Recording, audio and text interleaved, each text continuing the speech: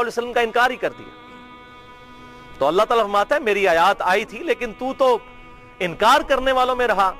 وَيَوْمَ الْقِيَامَةِ تَرَى الَّذِينَ كَذَبُوا عَلَى اللَّهِ وُجُوهُهُمْ مُسْوَدَّةٌ. اور قیامت والے دن وہ لوگ جنہوں نے اللہ کے اوپر جھوٹ باندھا. کیا جھوٹ باندھا؟ اے اللہ جو کچھ بھی ہے تیرے محبوب کی امت سے یہ جھوٹ باندھا. یہ اللہ کے محبوب کی تعلیمات ہے صلی اللہ علیہ وسلم.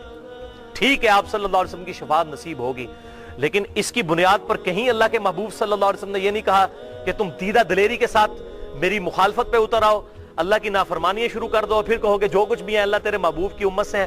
اگر دنیا میں مورل لاز ایکٹیو ہوتے واللہ اسی وقت آ کے سر پہ جوتی پڑتی کہ محبوب صلی اللہ علیہ وسلم کا نام لیتے اور کرتوت اپنے دیکھو.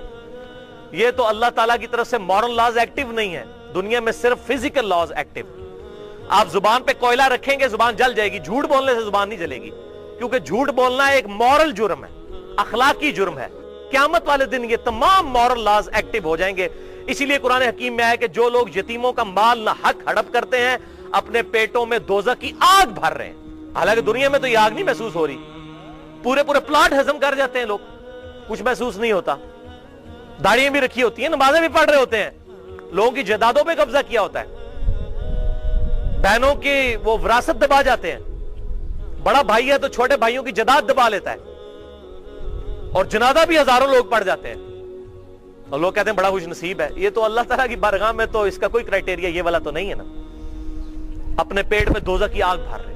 تو یہ مورل لاز اگر ایکٹیو ہوتے نا تو اللہ تعالیٰ دنیا ہی میں بتا دیتا. جب کوئی کہتے ہیں نا جو کچھ بھی ہے اللہ تیرے محبوب, یہ اصل میں پتہ کیا ہم کیا کہہ رہے ہوتے ہیں, اللہ اسی بندے دا پتر کو نہیں بننا, جو لولے لنگڑے بے نمازی تیرے نبی دے نافرمان ہے این جی سانو چک لے, این جی قبول کر, اسی اپنے آپ نو سیدھا کو نہیں کرنا, یہ کہہ رہے ہوتے ہیں اصل میں.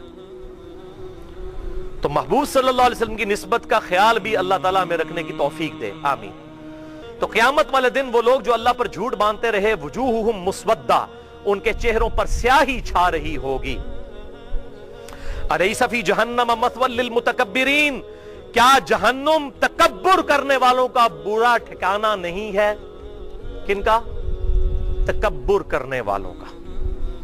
یہ تکبر کی ڈیفینیشن جو ہے نا وہ صحیح الاسناد حدیث میں آئی ہے, بہترین. صحیح مسلم میں حدیث ہے انٹرنیشنل نمبر کے مطابق کتاب الایمان چیپٹر میں 265 نمبر کہ آپ صلی اللہ علیہ وسلم نے ارشاد فرمایا جس کے دل میں رائی کے دانے کے برابر بھی تکبر ہوا وہ جنت میں نہیں جا سکتا. صحابہ نے عرض کیا اللہ کے محبوب صلی اللہ علیہ وسلم بسا اوقات ہماری خواہش ہوتی ہے کہ ہمارے کپڑے اچھے ہوں, ہماری جوتیاں اچھی ہوں, کیا یہ بھی تکبر ہے؟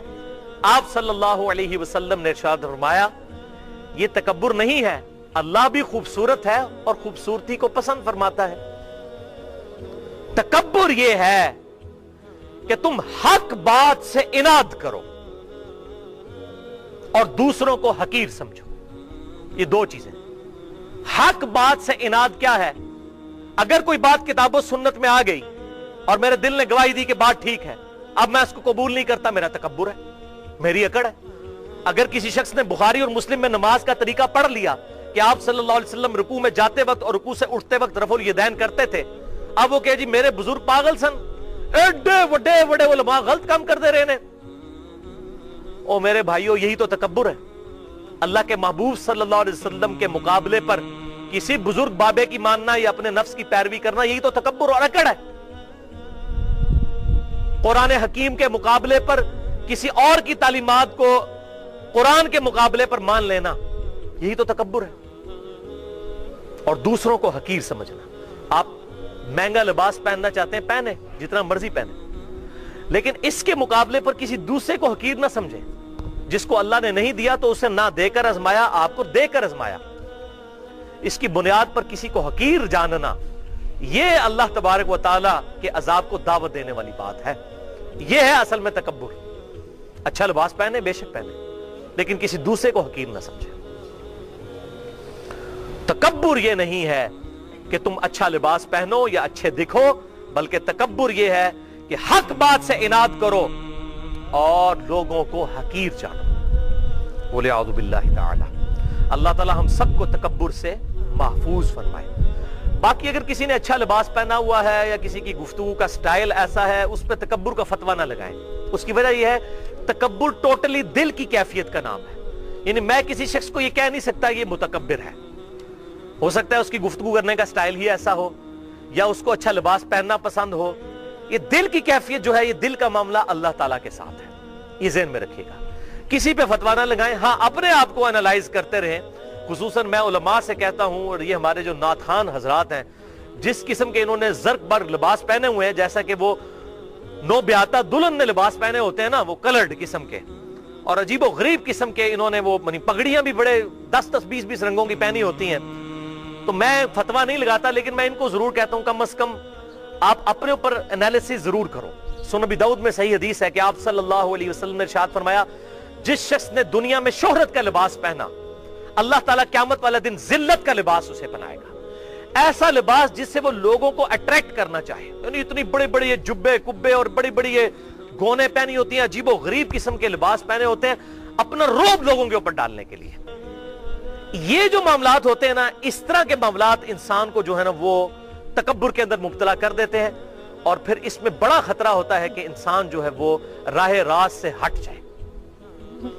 لیکن کسی پہ فتویٰ نہ لگائیں, ہم اپنے آپ کو اینالائز کرتے رہیں کہ ہم کس ڈگر کے اوپر چل رہے ہیں. اللہم اجرنا من النار, اللہم اجرنا من النار, اللہم اجرنا من النار. وَيُنَجِّ اللَّهُ الَّذِينَ اتَّقَوْا بِمَفَازَتِهِمْ, اور اللہ تعالی نجات دے دے گا اہل تقوی کو ان کی کامیابی کے سبب. لا يمسهم السوء, ان کو برائی چھو نہیں سکے گی. ولا هم يحزنون, اور نہ وہ غمناک ہوں گے. اللہ خالق کل شیء, اللہ ہی خالق ہے ہر شے کا. وهو على كل شيء وکیل, اور وہی ہر شے کے اوپر نگہبان بھی ہے. یہ فرشتے جو حساب کتاب کے لیے, ہماری تسلی کے لیے, ورنہ اللہ خود ہی نگہبان ہے. لہو مقالید السماوات والارض, اللہ ہی کے قبضہ قدرت میں ہے زمین و آسمان کی کنجیاں. والذین کفروا بآیات اللہ, وہ لوگ جنہوں نے اللہ کی آیات سے انکار کیا, چاہے عملاً کیا چاہے اعتقاداً کیا. اولئک هم الخاسرون, وہی لوگ ہیں جو کہ خسارہ پا جانے والے ہیں. إِنَّا هَدَيْنَاهُ السَّبِيلَ إِمَّا شَاكِرًا